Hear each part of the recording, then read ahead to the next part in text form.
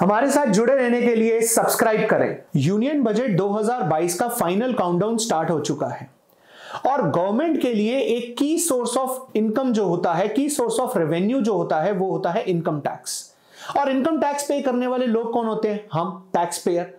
और tax payer की भी कुछ एक्सपेक्टेशंस होती हैं यूनियन बजट से कि काश उसके लिए भी बजट में इस बार कुछ अच्छी चीज निकल कर आएगी।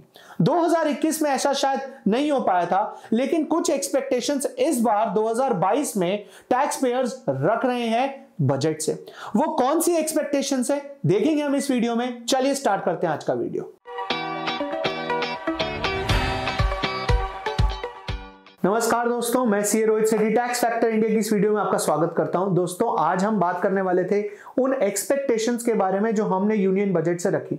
बेसिकली हम एक्सपेक्टेशन क्यों रखते हैं, सबसे पहले तो हम ये समझते हैं, हम किसी भी चीज से अगर हम बजट से कोई एक्सपेक्टेशन रख रहे हैं तो वो हम इसलिए रखते हैं कि इस साल में हमारे साथ क्या क्या हुआ, और उसको देखने के बाद हम ये सोचते हैं कि यार हमारे को ये छूट मिलनी चाहिए, या फिर हमें इसके ऊपर कम टैक्स देना चाहिए, या फिर इस चीज के ऊपर हमारे को टैक्स नहीं देना चाहिए।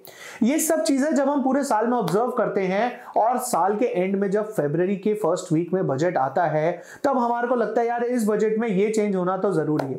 फॉर एन एग्जाम्पल, पहली एक्सपेक्टेशन अगर हम डिस्कस करें तो वो है कोविड पेशेंट्स के लिए। कोविड पेशेंट्स या जो लोग जिन्होंने अपनी फैमिली के लिए एक अप्रैल और मई में सेकेंड वेव, जो कि एक डिजास्टर्स वेव थी, जिस टाइम पर उन्होंने एक फाइनेंशियल क्रंचेस होने के बावजूद भी उस टाइम पर मेडिकल एक्सपेंडिचर किए थे, वो लोग ये चीज एक्सपेक्ट करते हैं कि यार एटलीस्ट वो पैसा वापस नहीं दे सकते, लेकिन उस पैसे पे हमारे को कम से कम टैक्स की छूट तो दे सकते हो। जैसे सीनियर सिटीजन्स को 80D के अंदर 50,000 तक के मेडिकल एक्सपेंडिचर की छूट मिलती है, तो क्या नॉन सीनियर सिटीजन खर्चा करेगा तो उसे छूट नहीं मिलनी चाहिए? एटलीस्ट कोविड के टाइम की तो मिलनी चाहिए ना। एक ऐसा टाइम जिस टाइम पर ना तो इंसेंटिव्स मिले, ना ही सैलरी में इंक्रीमेंट हुआ, कुछ भी नहीं हुआ, लेकिन एटलीस्ट उस पीरियड के लिए जो हमने मेडिकल एक्सपेंडिचर करे हैं उस पर तो टैक्स मत लगाओ। इसीलिए लोगों ने एक्सपेक्ट करना शुरू कर दिया, यानी कि टैक्स पेयर्स ने एक्सपेक्ट करना शुरू कर दिया कि इस बार के बजट में एक चीज तो पक्का आने वाली है। वो क्या? कि जो 80D की जो डिडक्शन जो सिर्फ अभी तक सीनियर सिटीजन्स को मिलती थी, वो उनसे हटाकर नॉन सीनियर सिटीजन्स को भी मिलेगी। मतलब उनको तो मिलेगी, बट नॉन सीनियर सिटीजन्स को भी वो डिडक्शन मिलेगी, एटलीस्ट उन लोगों को खासकर जिन्होंने कोविड की ड्यूरेशन में फाइनेंशियल एक्सपेंडिचर किए हैं और अपनी फैमिली के लिए किए हैं या अपने खुद के लिए किए हैं। पहला एक्सपेक्टेशन तो ये हो गया। दूसरी एक्सपेक्टेशन कि अगर इंसेंटिव्स नहीं मिले, इंक्रीमेंट नहीं मिला, तो उस केस के अंदर कम से कम इन्फ्लेशन तो हुई ना। इंक्रीमेंट नहीं हुआ बट इन्फ्लेशन हुई, तो उस केस में जो सैलरीड एम्प्लॉयड और जो पेंशन जिनको मिलती थी, वो ये सोचते हैं कि जो स्टैंडर्ड डिडक्शन आप 50,000 तक की देते थे, एटलीस्ट वो स्टैंडर्ड डिडक्शन ही बढ़ा दो।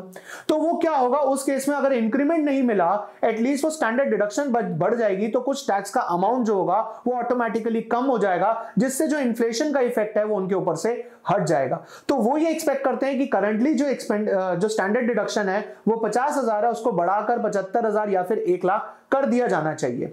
साथ ही साथ तीसरी एक्सपेक्टेशन ये रखी जाती है कि जो इनकम टैक्स के स्लैब रेट्स हैं उसको भी रिवाइज करना काफी जरूरी हो चुका है।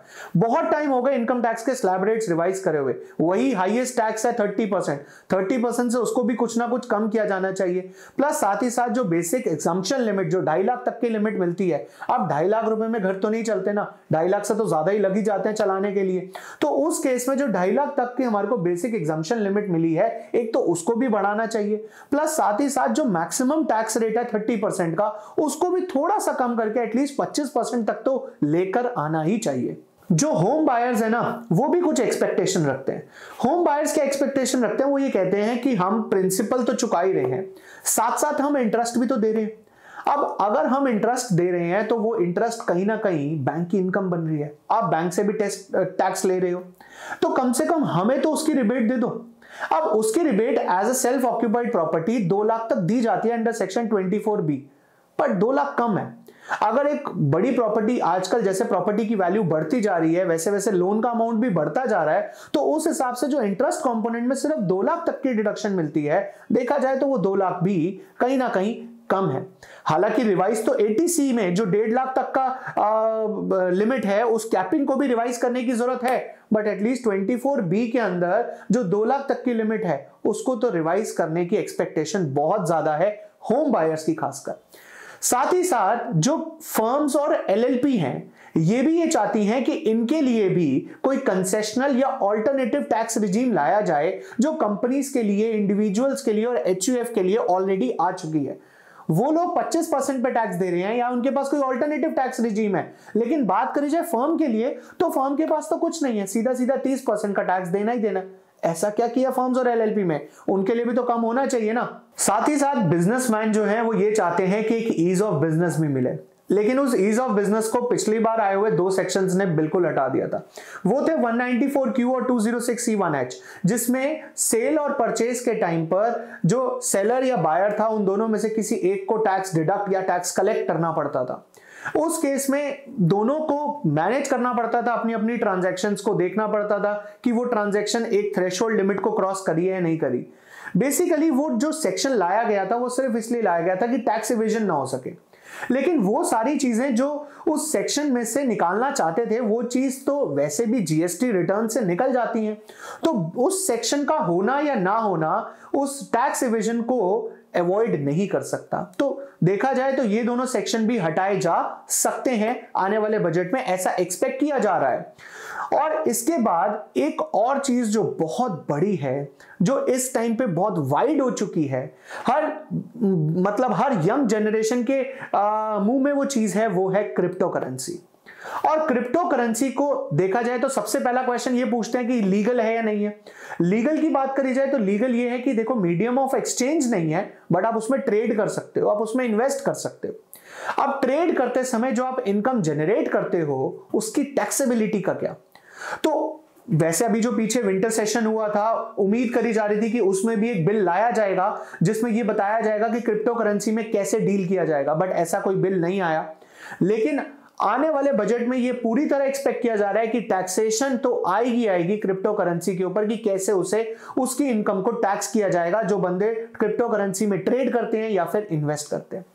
साथ ही साथ एक बहुत बड़ी एक्सपेक्टेशन जो है वो नॉन टैक्स पेयर को मोटिवेट करने के लिए की जा रही है। वो एक्सपेक्टेशन मेरे हिसाब से बहुत जरूरी है। जो टैक्स पे करता है ना उसको एक रिकॉग्निशन देनी चाहिए, यानी कि उसको एक प्रायोरिटी देनी चाहिए नॉन टैक्स पेयर से हटकर। जैसे यार अगर कोई टिकट बुक कराने जा रहा है रेलवे स्टेशन पे, तो एक टैक्स पेयर अगर है तो उसको एक प्रायोरिटी देनी चाहिए, या हर जगह नहीं तो एटलीस्ट कुछ जगहों पर टैक्स पेयर्स को प्रायोरिटी देने से क्या होगा कि जो नॉन टैक्स पेयर है उसका भी मन करेगा यार मैं भी टैक्स पे करना शुरू करूं। इससे अल्टीमेटली ग्रोथ तो हमारी कंट्री की होगी ना। तो ये सभी एक्सपेक्टेशन मेरे हिसाब से एक टैक्स पेयर रखता है बजट से। आप एज अ टैक्स पेयर क्या एक्सपेक्टेशन रखते हैं कमेंट बॉक्स में कमेंट करके बताइए, और अगर वीडियो अच्छा लगा हो तो अपने सभी फ्रेंड्स से शेयर करें, और हाँ लाइक करें, कमेंट करें, और अगर आप इस चैनल पे नए हैं तो सब्सक्राइब करना ना भूलें। मिलते हैं नेक्स्ट वीडियो में, बाय बाय।